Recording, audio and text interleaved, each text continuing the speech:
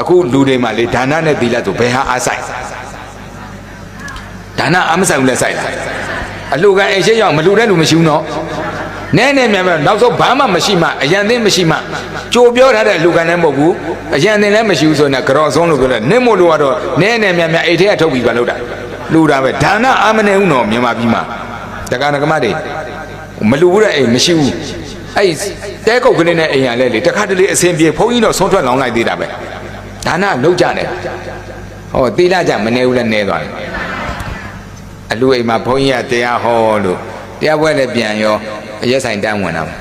သီလမပြည့်ဘူးလားပြည့်လားပြည့်တယ်တရားနာနေရင်တော့မှချင်းလာကြိုင်ဆိုချတယ်ဒါမှပါဏာတိပါဒအမှယူပြီးရှိသေးတယ်ဒီမှာတထိုင်နဲ့ပြတ်တာမှာ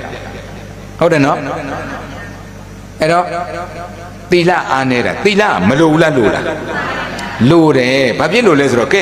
ဒါနပြုတ်ပြီးတော့တစ်ဖက်ကသီလမထိဘူးနော်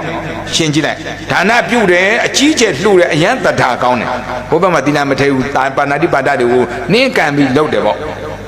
ကဲအဲ့ဒီဒါနရှင်သီလပြက်သေပြီတဲ့သေကံဒီမှာအလှဒါနကိုအာယုံပြုတ်ပြီးတော့လေတခါတည်းကုသိုလ်လေးတွေအာယုံပြုတ်ပြီးတော့သေသွားတော့ကဲလူပြန်ဖြစ်ပြီဆိုပါစို့လူဘဝပြန်ရောက်ပြီဆိုနော်ဆင်းရဲတဲ့အိမ်ရောက်မလားချမ်းသာတဲ့အိမ်ရောက်မလားဒါနနဲ့သွားတာလေချမ်းသာတဲ့အိမ်ရောက်မှာပေါ့တထေးမဘိုက်ထဲသွားဖြစ်မှာနော်စသွားတဲ့တထေးမဘိုက်ထဲမှာဖြစ်မှာ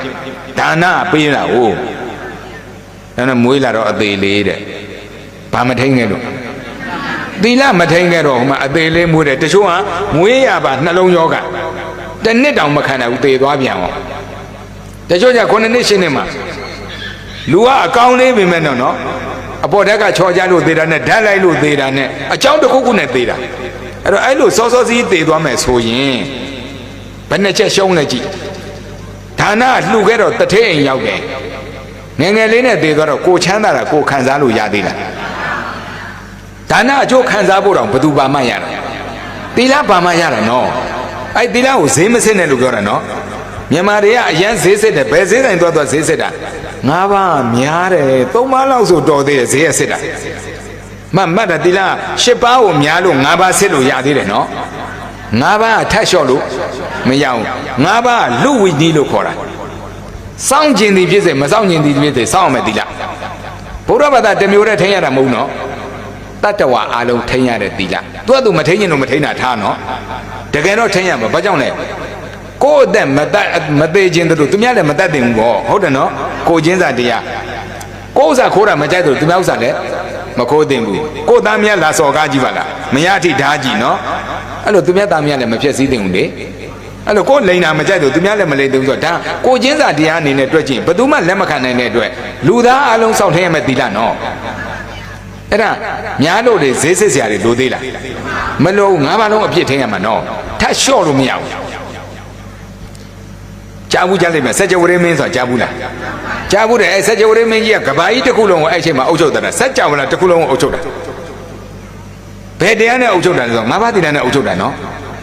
စัจ ယတနာကြီးစီးပြီးတိုင်းပြည်တပြည်ဆင်းအဲ့တိုင်းပြည်ဘယင်ကစัจ java ရင်းမင်းလာတဲ့ဆိုဒီစัจ java ရင်းမင်းဘုံကံကြောင့်လာကိုကြော့ရတာလာကြော့ပြီးတော့ကျွန်တော်ရဲ့တိုင်းပြည်ကိုရှင်မင်းကြီးကိုလှူပါတယ်လို့တခါတည်းအားအဲ့စัจ java ရင်းမင်းကြီးရတယ်အေးလို့လက်ခံပြီးကဲငါမနေနိုင်ဘူးကမင်းပြန်အုပ်ချုပ်ဒါပေမဲ့မင်းကဒီစီကန်းနေနဲ့အုပ်ချုပ်ရမယ်ပါနောနဟန်တက်ပေါ့သူများတဲ့မတတ်နဲ့အဲ့စီကန်းနဲ့အုပ်ချုပ်တတိုင်းပြည်လုံးမတတ်တာနော်အဒိဏနာတိတ္တပသူများဥစ္စာမခိုးနဲ့အဲ့စီကန်းနဲ့အုပ်ချုပ်ကာမေတုမိစ္ဆာနသရိတ္တပသူများသားများမစော်ကားနဲ့အဲ့စီကန်းနဲ့အုပ်ချုပ်မုဒ္ဒနာပရိတ္တပလိန်မပြောနဲ့အဲ့စီကန်းနဲ့အုပ်ချုပ်မိစ္ဆဘာနာနပတ္တပအရက်သေးစာမတော့စားနဲ့အဲ့စီကန်းနဲ့အုပ်ချုပ်အဲ့၅ပါးသီလနဲ့အပ်ခဲ့ပြီးပြန်သွားတာအဲ့တော့၅ပါးသီလသည်လူသားအလုံးဆောင်နိုင်မယ်သီလထပ်လျှော့စရာမတိုးဘူးဟုတ်တယ်နော်အဲ့၅ပါးသီလလုံအောင်မထိန်ခဲ့လို့ရှိရင်ဟိုမှာဒါနကတထဲအိမ်ဖို့တယ်သီလမပါလို့ငယ်ငယ်လေးနဲ့သေတော့ကိုလှူတာကိုမခံစားဘူးတစ်ချက်နော်နိဗ္ဗာန်ရခြင်းနဲ့အသက်ရှည်ဖို့မလိုလားလို့လားအဲကဲ9နှစ်တောင်မရှိတဲ့ကလေးကနိဗ္ဗာန်ရခွင့်မရှိဘူးနော်မြတ်စွာဘုရားရှင်ကအငယ်ဆုံးနိဗ္ဗာန်ရတာတချို့9နှစ်နဲတယ်သူကညာသွားပြ9နှစ်မှရတာဥမာကျောင်းမကြီးဝိသခဘယ်နှစ်မှနိဗ္ဗာန်ရအဲသောတာပန်ဖြစ်တာ9နှစ်မှနော်အဲ့ဆိုအနေဆုံး9နှစ်လောက်တော့ရှည်မှသူတရားသိနိုင်ပါလေအဲ့လောက်မှမရှည်ဘဲနဲ့မွေးပြီးမကြဘူးသေဆိုရင်နိဗ္ဗာန်ကိုမရတော့အဲ့တော့သီလဟာတစ်ဖက်ကဒါနအကျိုးခံစားဖို့လည်းပါလေ သီလပါမဟုတ်တယ်နော်သီလကိုအရေးမကြီးဘူးမထင်နဲ့နော် तू ကမိမ့်မဲ့လူကတန်းခဲ့တဲ့ဒါနအကျိုးကိုမိန်ရရှက်ရည်နဲ့ခံစားဖို့ဥပမာတချို့ကမသေးတော့မသေးဘူးယောဂတယ်ဆိုတော့စီးကြိုသွေးတို့ရှိတယ်ဆိုရင်ငတ်ကောမငတ်ဘူးလားငတ်လားဟိုဟာမတက်လို့မစားသေရကြပြီးပြန်လာရတာများတယ်နော်မိုးကြသေရတိမဲ့လေးတွေချိုးပြီးဆိုရင်သူမှမထိန်နိုင်ဘူးသားတဲ့သမီးတဲ့ကျွေးကိုမကျွေးဘူးအဖေအမေမသေးစေခြင်းလို့အဲ့တော့တစ်ဖက်ကသီလပြက်ခဲလို့ယောဂထိုးပြီးဆိုရင်အသက်ရှည်တော့ငတ်နေရတာနော်အဲ့တော့ဒါနအကျိုးခံစားဖို့ဘယ်သူပါမှသီလပါမှသီလကိုမပေါ့နဲ့လို့ပြောတာနော်လူတွေကပေါ့ပေါ့ပဲဘုန်းကြီးရှိသီလယူအိမ်ရပြန်ဆင်းသွားရက်ဆိုင်ဝန်ထမ်းနဲ့လမ်းမှာဆဲကြဆိုကြလိန်ကြနော်ရိုက်ကြနှက်ကြအဲ့လိုတွေလုပ်နေကြသီလကိုခပ်ပေါ့ပေါ့လေသီလတကယ်မိန်သူမပါလို့ကိုမရဘူးအဲ့တော့ဒါနလည်းလှူခဲ့တယ်သီလလည်းပါတယ်ဆိုအသက်ကရှည်အနာယောဂကင်းအဲ့တော့အသက်ရှည်တဲ့အတွက်အကြာကြီးလည်းခံစားခွင့်ရတယ်လို့ယောဂကင်းတဲ့အတွက်စိတ်ကြိုက်ခံစားသူ့မှာဘာမှမဖြစ်ဘူးလေအဲ့တော့ကိုလှူတာကိုခံစားဖို့ဘယ်သူပါမှသီလပါမှဟာတရားကျင့်ပြီးနိဗ္ဗာန်သွားဖို့ဘယ်သူပါမှသီလပါမှအသက်ရှည်ရှည်အနာကင်းကင်းဆိုနေလန်းကလာတရားကျင့်နိဗ္ဗာန်သွားလို့ရတာနော်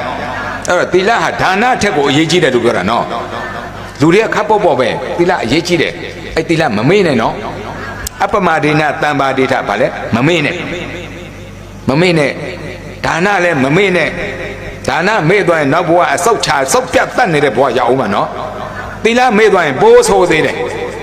လူတောင်မဖြစ်လိုက်သေးဘူးတချို့ဆိုရင်မိခင်ဝန်ထဲမှာနဲ့ကိုယ်ဝင်ပြက်သွားလို့ဆိုမှလူဘဝတော့လူတဘဝတည်းတော့မလာလဲအောင်ပျက်စီးသွားတာတွေမရှိဘူးလားရှိလားရှိတယ်အများကြီးပဲ